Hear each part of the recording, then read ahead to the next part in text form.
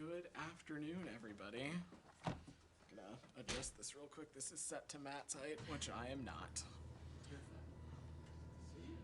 Good to see you, sir. Much better, I know. I actually don't have anything off the top, so go ahead. Thank you. If I could start with the Chinese warship that crossed in front of a U.S. destroyer in the Taiwan Strait this weekend. Has the State Department had any conversations with Chinese counterparts about this? And do you feel it's a sign that China is more aggressively pushing back against the U.S. and its allies in the South China Sea and near Taiwan? So I will let our colleagues at the Pentagon speak more about this incident, but broadly, as you know, the United States for many years has routinely conducted operations in the Taiwan Strait in accordance with international law and in exercising the high seas freedoms of navigation and oversight. The United States upholds navigational rights and freedoms and will continue to fly, sail, and operate wherever international law allows. Do you feel this is any sort of sign of escalation from China? I'm not going to parse or try to read into this situation any further. What I will note is that we are looking to continue to have a predictable relationship with the PRC. President Biden has been clear. We don't seek any kind of new Cold War, and our competition must not spill over into conflict. And what the international community expects of the United States and the PRC is to manage this relationship responsibly, and that's something that we continue to intend to do. Jenny, sure. Is Assistant Secretary Crittenbrink having any more meetings while he's in Beijing? And has the ball moved forward at all on a potential rescheduling of the Secretary's trip? So firstly, I don't have any updates on the Secretary's trip, as we've previously said that we hope to have this visit rescheduled when conditions allow. I don't have any additional information to share on Assistant Secretary Crittenbrink's meetings beyond what we put out before I came out, but if you'll offer me, he and Senior Director Sarah Barron from the National Security Council had meetings with PRC officials on June 5th. The two sides had candid and productive discussions as part of ongoing efforts to maintain open lines of communication and build on recent high-level diplomacy between these two countries. The two sides exchanged views on a number of bilateral issues, including, of course, addressing climate, fentanyl precursors, human rights, wrongfully detained American citizens, and they also discussed cross-strait issues and continuing to maintain channels of communication and keeping them open. But I don't have anything additional to share on his meetings. Did they raise the names of those Americans who were I'm just not going to get into the specifics of the meeting beyond what we already shared. Oh, no, I was late. Are you sure? I was on the phone just dealing with someone who was complaining about my choice of seersucker. Oh, okay. But I said it's after Memorial Day, so it's a lovely blazer. But I'll pass because. You sure? Okay. For the moment, All right. Yeah. Saeed, go ahead. Thank you. Actually, Saeed, before I jump to you, is there anything else on the PRC since Daphne and Jenny asked before we move away? All right, Saeed, go ahead. Thank you. Thank you. Good to see you. Behind that. You know, today marks the 56th anniversary of the occupation, the visit of the West Bank, occupying all Palestinians. And, you know, on this ominous occasion, there's a report that came out, you know, that issued by the Defense for Children International that speaks really, I mean, of dire conditions for Palestinian children. So my question to you is twofold. One, of course, you know, we heard the Secretary speak today at AIPAC, and he talked about the two-state solution. He talked about, you know, opportunities of, you know, prosperity and safety and so on, security for Palestinians and Israeli alike and so on. And my question to you, you know, when will this come to pass? I mean, you know, do we have to wait another 56 years for the generations after 56 years to enjoy some of the stuff that the Secretary spoke about, and for children, Palestinian children, not to be tortured and maltreated? Saeed, first, let me just say the President and the Secretary have been clear that we believe Israelis and Palestinians equally deserve to live safely and securely. We also have been clear that both deserve to enjoy equal measures of freedom, justice, dignity, and prosperity. It is our absolute goal and desire to see a negotiated two-state solution. It is what we continue to work towards. It's what we continue to engage directly with both parties on.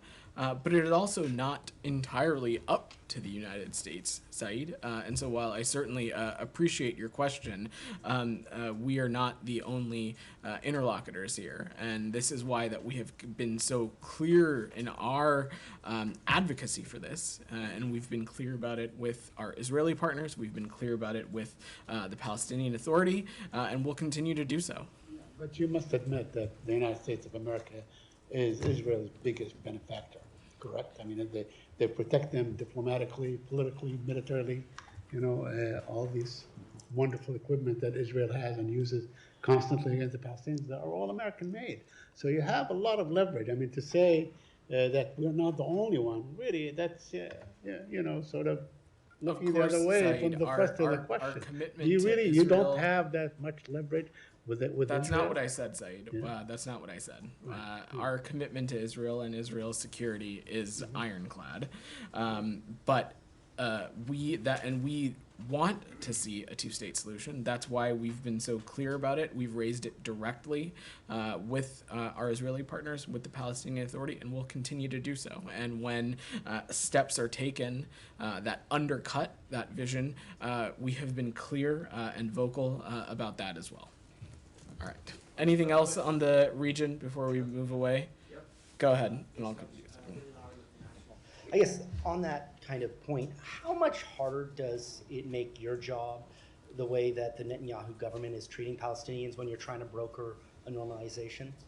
I'm just not going to get into specifics about policy decisions coming from our Israeli partners. What I will say, though, is that we have been clear, and this has been a clear policy across governments and administrations, is that when steps are taken that undercut a vision for a two-state solution, that undercut our desire for Israelis and Palestinians to equally live safely and securely, we have been vocal about that. We have been clear about that. We have been clear about that with this government, as well as with previous governments as well. Sam, you had your hand up. Lincoln, in his speech today before AIPAC, among other things, positively cited Ambassador Deborah Lipstadt, ambassador on anti-Semitism.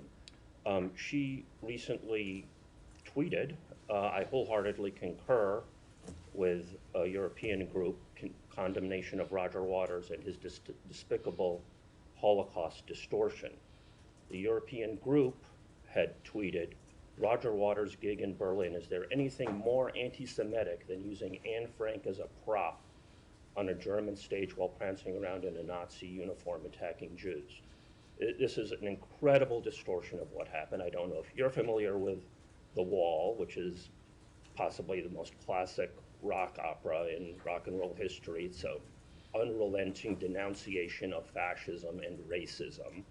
One of the songs in it features him as mocking a demagogue, like Charlie Chaplin did, and talking to the crowd and saying, are there any queers, are there any Jews, are there any blacks in the audience tonight? Get them up against the wall. And then he gets a machine gun and mows them down. It's an obvious attack on fascism, and yet your ambassador is denouncing it and pretending that Roger Waters, presumably because he defends Palestinian rights as well as other people's rights, is an example of anti-Semitism. Are you going to distance yourself from this, or are you going to back? I've not seen that tweet, nor am I familiar with this piece of expression, so I'm just going to refrain. I'm going to refrain from offering anything else. You're not familiar with The Wall? You're not surprised, familiar with Matt. Pink Floyd? No, I know who Pink Floyd is. Thank you. I know who Roger Waters is also. I'm just not familiar with with this. It caused a little bit. It caused a bit of a stir a week and a half ago, 2 weeks ago. So it would be interesting to see, particularly since an administration official saw fit to comment on it. What you guys think from here? I'm happy to check for you, Matt, but I've not seen the ambassador's tweet, so I will refrain from weighing in further. It's not like, one ambassador's talking about a subject that's not in their portfolio. She is beyond parody distorting anti-Semitism and criticism of Israel. He used Anne Frank's name as a list of people, of martyrs who he reveres.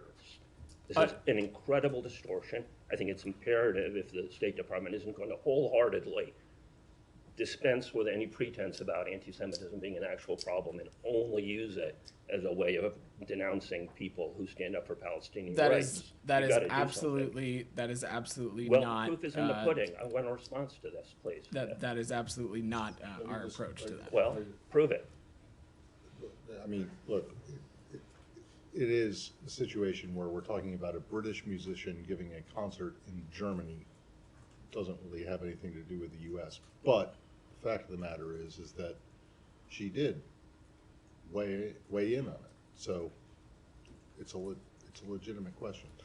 Can I ask you if you guys have any concerns at all about the appointment of this new, about Prime Minister Netanyahu's appointment of this new media director, who seems to be apparently, I don't know, but apparently seems to be someone who has advanced election denial theories in the U.S.? I don't. Personnel decisions for the Prime Minister's office are for them to undertake. What I will say, though, again, and you've heard me say this before, is that we will engage with our Israeli partners directly as it relates to the policies they pursue, not necessarily the makeup of their government and the personalities that are involved in it. Anything else on the region before we move away? Okay, go ahead, Daphne. Saudi Arabia has said it will make a deep cut to its output in July on top of a broader OPEC Plus deal to limit supply. Do you have concerns about this announcement, especially as it comes ahead of Blinken's trip? You've heard us say this before. We believe that supply should meet demand, and we'll continue to work with all producers and consumers to ensure that energy markets support economic growth and lower prices for American families. That's what we're focusing on, and as you so note, prices have come down significantly since last year, and so we're focused on that, and we're focusing on lowering prices for American families. Saudi Arabia a little bit on the visit. Sure. Yeah. Then I'll come Very back quickly. to- You know, the visit comes amidst many reports that point to increased executions in Saudi Arabia. Are you concerned about that issue? Is that an issue that the Secretary is likely to discuss with the Saudis? Said, not just with Saudi Arabia, but with other countries around the world, when we see human rights attacked, we raise those directly. I'm sure that we will do so here. I'm not going to get ahead of the Secretary's trip or get ahead of specific engagements, but I have no doubt that this is something that we'll continue to raise directly. No, I wonder if you're aware of these reports. I mean, I'm just like you. There are reports that there have been increased executions. Are you aware of them? I've seen those reports cited, but I don't have anything specific to add. Geeta, go ahead.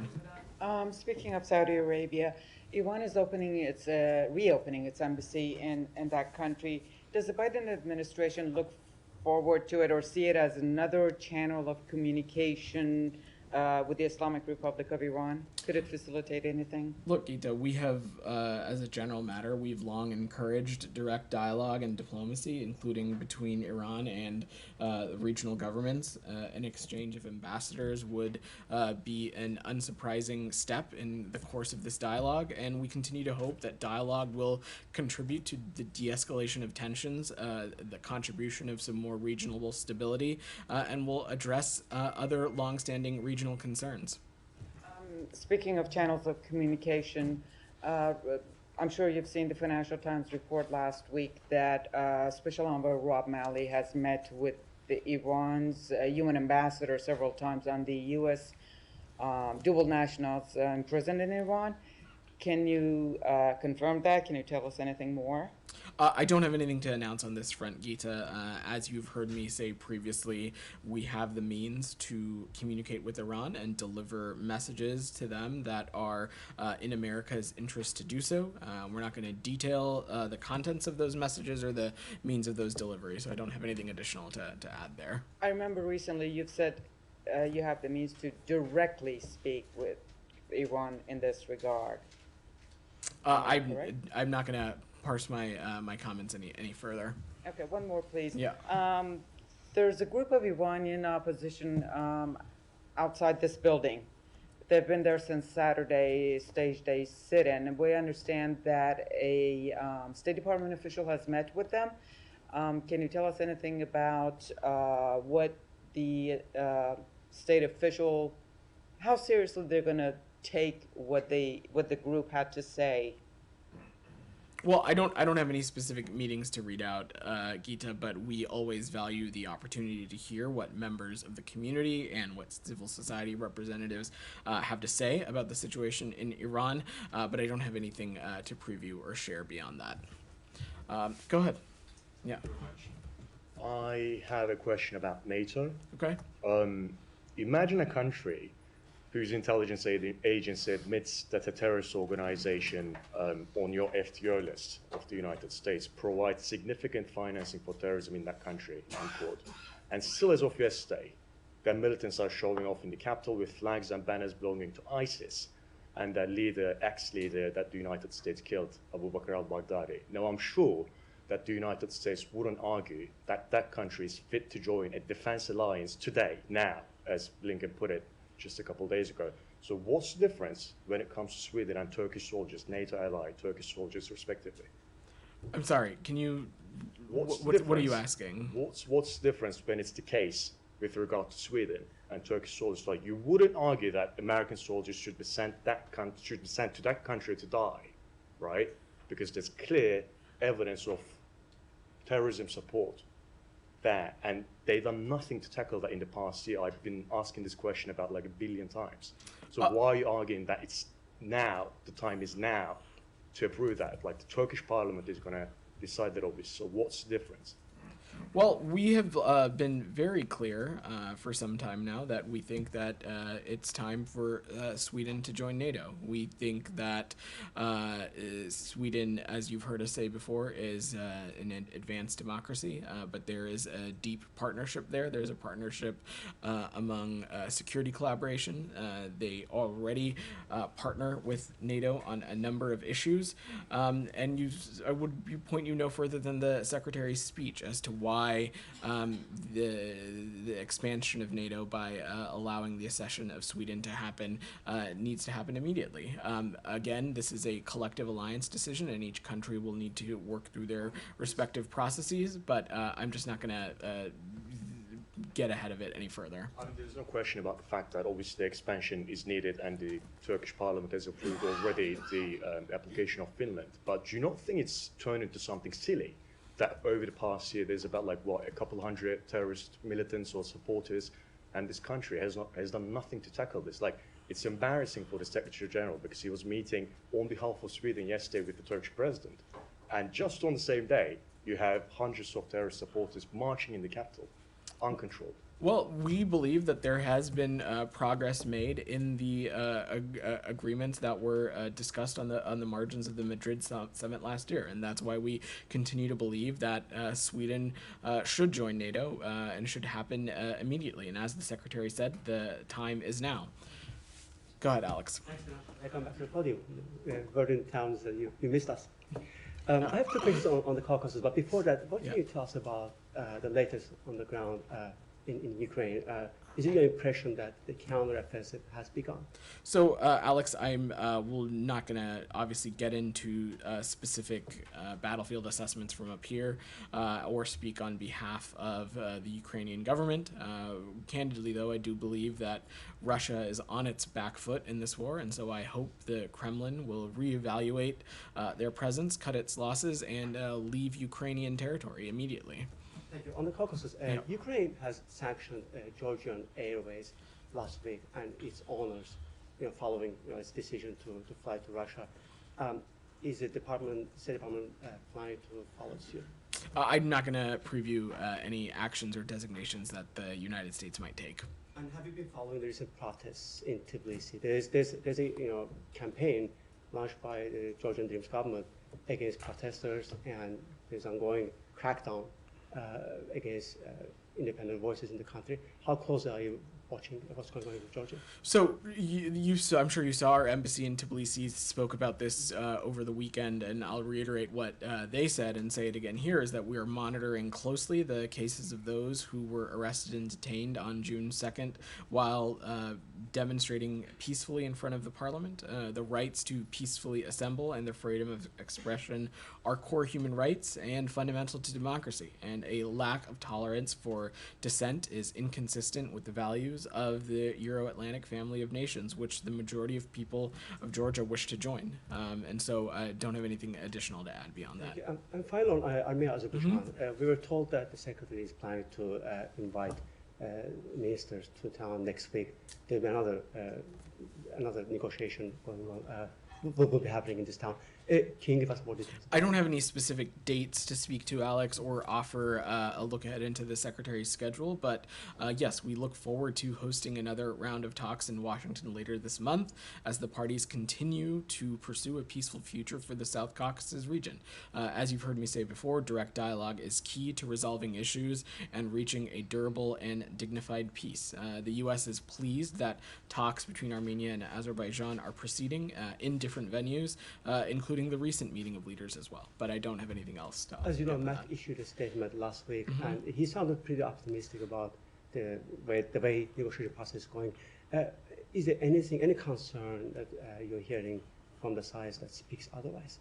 I'm not going to get ahead of this process, Alex, beyond just saying we look forward to hosting these governments later this month. Go ahead. Thank you, Mr. Patel. My question is about Dr. Afia Siddiqui, who has been languishing in the U.S. jail for the last 20 years. Last week, a political party leader and a lawyer had a chance to meet her after 20 years. This issue just came up again in Pakistani media again, and there is no doubt that the U.S. is one country which really cares about human rights, and it's without politics. Now, many journalists in Pakistan believe that this lady, because Pakistan was not pursuing the case properly, she's a PhD doctor. They believe that the government of Pakistan didn't pursue the case properly at that time. And that was one of the reasons why she got convicted by a judge and was sentenced to 80-some years in jail.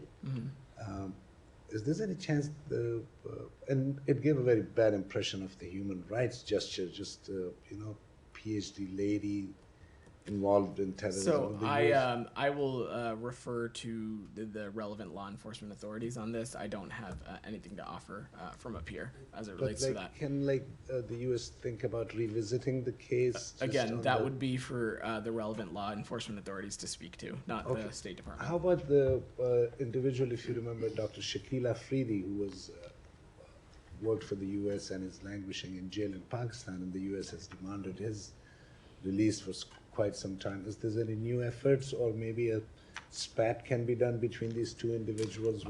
I'm not going to speculate or hypothesize. I also not going to get into the specifics of a case, given privacy concerns, beyond saying that all across the world, when American citizens are detained, we take steps to ensure that they have consular access, and that will continue to be the case. One last question.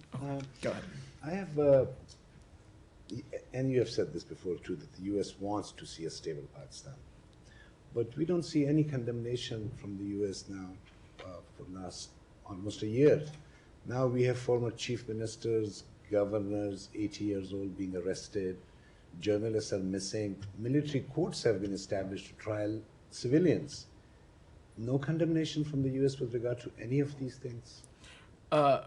We engage directly with our Pakistani partners on the issues that are of importance to the United States and are of importance to broader regional security and stability. And as I've said before, we of course want to see a prosperous and stable Pakistan that is in the interest of U.S.-Pakistan relations.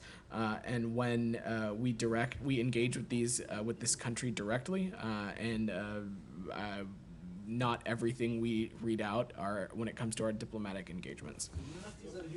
I'm going to work the room a little bit. I've gotten your question. Go ahead. Thank you. Yeah. Thank you, Vedant. Yeah. Bangladesh ruling Prime Minister Hasina reacted to the new visa policy by saying she does not have any headache as US issuing any, she does not have any headache who is giving restriction or imposing sanction.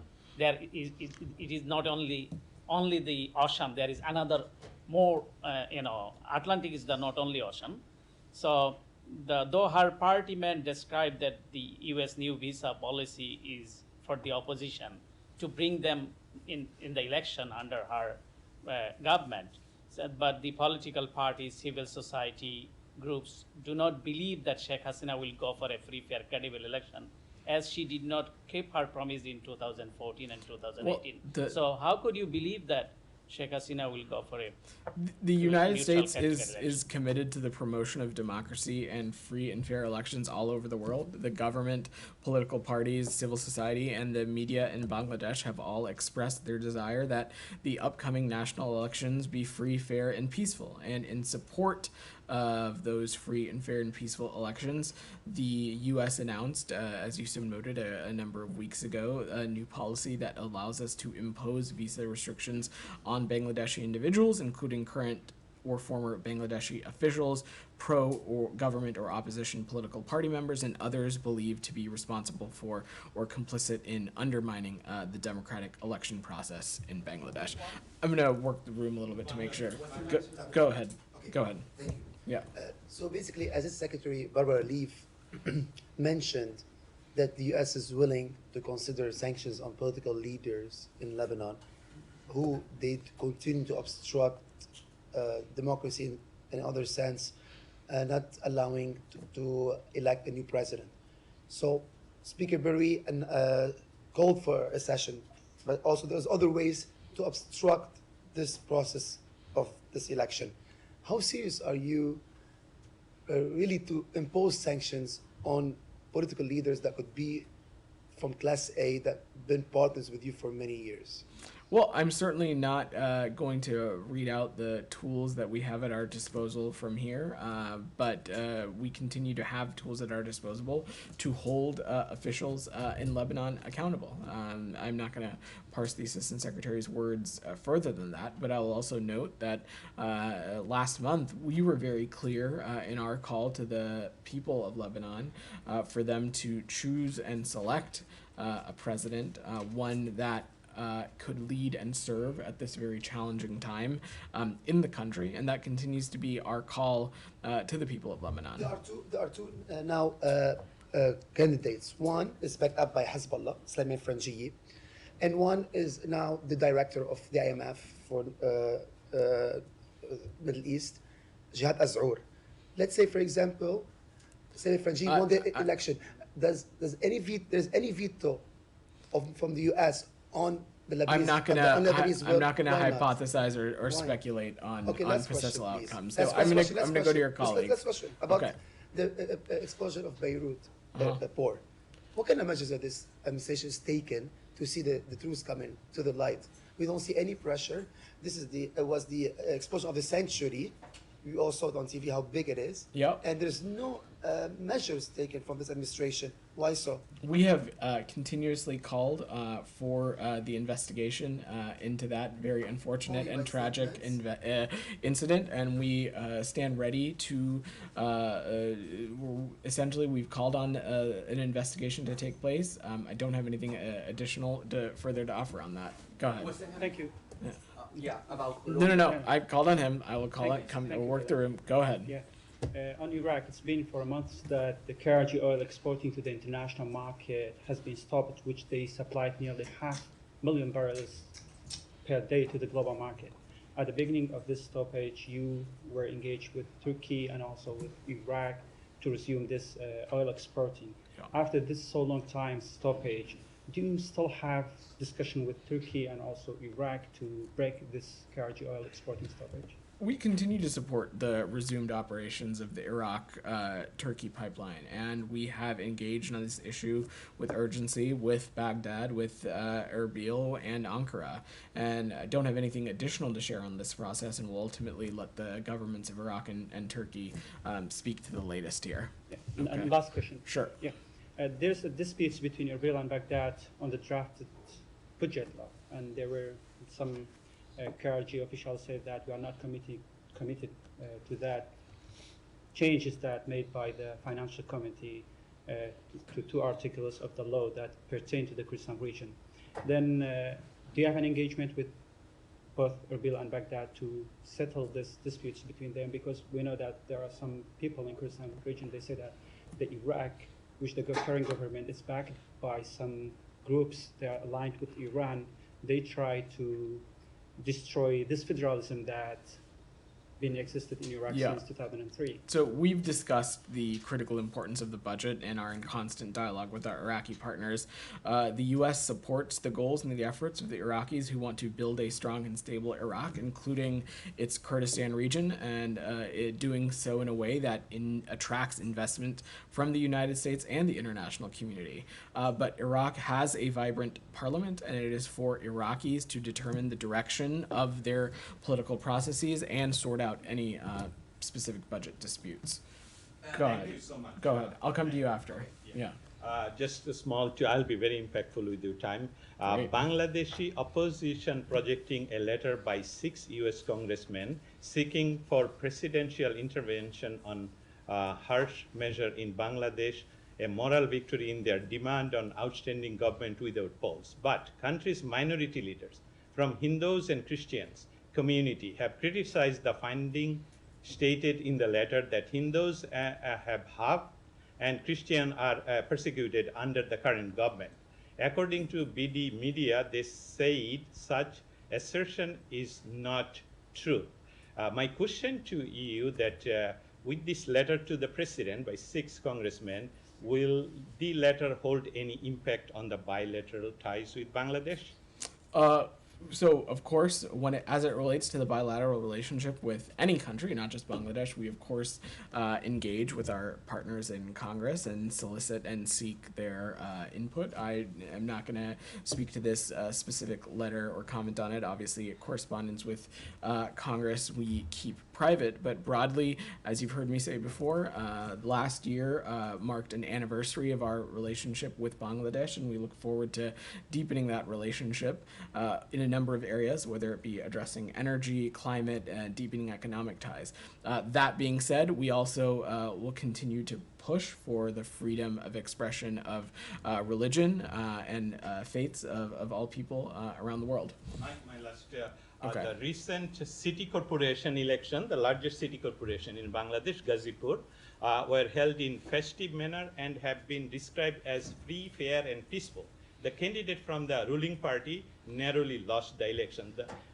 Both candidates have expressed satisfaction with the election process and atmosphere. The government and the election commission assert their neutrality on the fair election. However, the main opposition party, BNP, is claiming that the result is due to the recent announced U.S. visa policy. Would you comment on that? I'm not going to speak or get into specific election results in another country. What I will just say is what you just heard me say to your colleague is that we are committed to the promotion of democracy and free and fair elections around the world. Go. Thank you, Vedant. Yeah. About Colombia, because former Colombian ambassador to Venezuela, Armando Benedetti, got his U.S. visa canceled. He's saying that the reason given by the State Department was a misuse of wrong use of his passport, but he is alleging that the State Department is ignoring that every time that he came here to the U.S., met with high dignitaries of the State Department. Do you have, or are you aware of any meetings that he had with high officials from the State Department?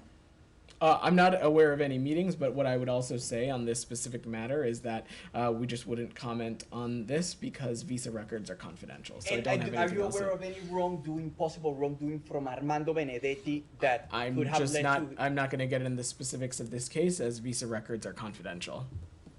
Jenny. Is the department aware of any Americans who were killed or injured in the train crash in India? We are not at this time aware of any U.S. citizen injured or killed in the train crash in Odisha, India. We're monitoring the situation closely and are in touch with local authorities. We strongly encourage U.S. citizens in India to continue to monitor local news, follow the emergency instructions provided by local authorities, and of course enrolled in our Smart Traveler program to receive any additional updates. Go ahead. Vedant, I have a question on Prime Minister Modi's upcoming state visit to United States. What are the big takeaways that you're expecting from the visit? Are there any agreements that will be signed? Because I believe Indian Foreign Secretary is in town currently to negotiate. What are the kind of areas that you're focusing on, and what are the big takeaways that you expect? So I've been doing this long enough to know to not get ahead of the president or the secretary on this, so I'm going to let the state visit speak for itself. What I will just say is that we, of course, look forward to hosting Prime Minister Modi and the Indian government for the state visit later this month. Our partnership with India is one of our most consequential, and we look forward to continuing to deepen our collaboration on a number of issues, whether it be enhancing security cooperation, deepening our economic ties, deepening trade issues, and things of that sort. But I will let the visit speak for itself. Go ahead. Thanks. Liam Cosgrove with the Gray Zone. This is on the Ukraine war, so there have been an increasing number of strikes on Russian territory, with last week's drone attack on Moscow being the most recent. And also an increasing number of Western leaders have come out sanctioning these strikes. I spoke with Jerry Nadler 2 weeks ago. He said he personally didn't care. Turnabout's fair play. The German government has just come out and also basically sanctioned, as considering it part of Ukrainian self-defense. They are basically given the green light to attack Russia. I wonder what the State Department's position on this is, and are you concerned about comments like this? The message they send to Ukraine, given the green light, the message they send to Russia.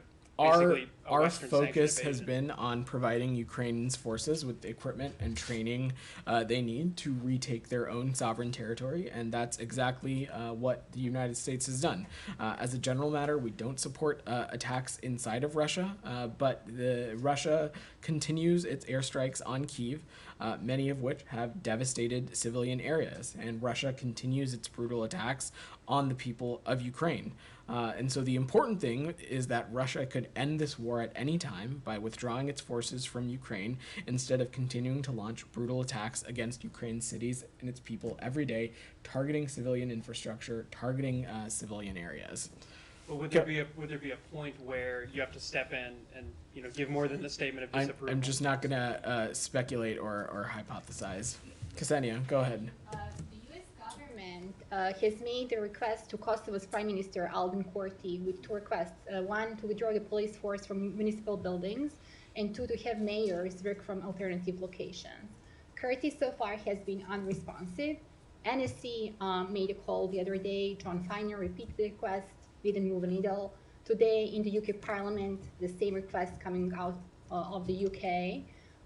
So what measures, if any, do you consider right now to have Prime Minister Kurti heed your advice, and what is Secretary Blinken's message for Kurti? This is something that we're going to continue to remain deeply engaged on and raise directly with both governments. And you are right, the U.S. condemns the unacceptable violence against the NATO-led KFOR troops, law enforcement, and journalists, and we call on all parties to take immediate action to de-escalate tensions. President Vučić and the government of Serbia should lower the security status of their armed forces and urge Kosovan Serbs to halt challenges to KFOR and refrain from further violence. The government of Kosovo's decision to force access to municipal buildings sharply and unnecessarily escalated tensions, and Prime Minister Kurti and his government should ensure that elected mayors carry out their transitional duties from alternate locations and withdraw police forces from the vicinity. We remain deeply engaged on this issue. As you said, Principal Deputy National Security Advisor John Feiner spoke to PM Kurti and President Vucic. Counselor Derek Chollet spoke with President Vucic, and Das Escobar from our Europe Bureau is in Pristina and Belgrade this week with the EU Special Representative. So we will continue to remain deeply engaged on this.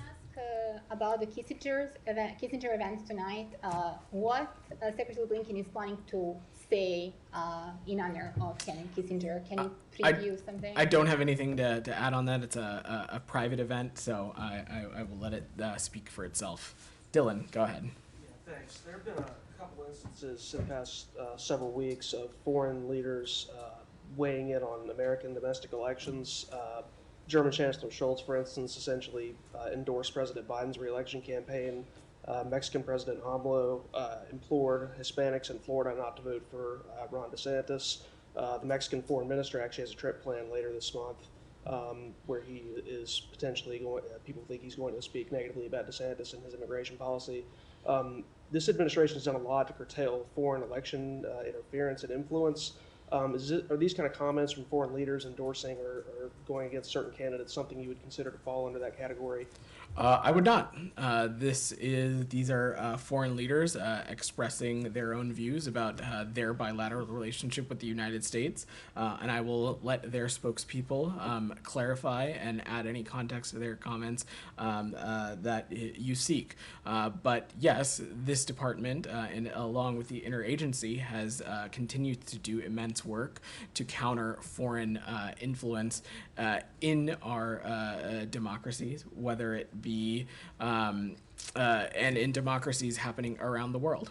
So you obviously, in this department, typically don't make statements like that. You just broadly support democracy and fair elections and things of that sort when you're commenting on foreign elections. That's obviously very different than what these leaders are doing. Do you take any issue with it at all? Do you prefer that they wouldn't make endorsements of candidates and things like that, or do you just not really have a... Again, we'll let these governments speak and clarify their own comments. What we have been very clear about in the United States when elections have taken place in countries around the world, including in countries that are our allies and partners, is that we do not seek to support or choose a particular candidate or political party over another, and we'll look forward to deepening our relationship with whichever country that might be. Go ahead in the back. My question is about arms control. So last Friday, National Security Advisor Jake Sullivan said that the U.S. is seeking dialogue with both Russia and China on nuclear arms without preconditions.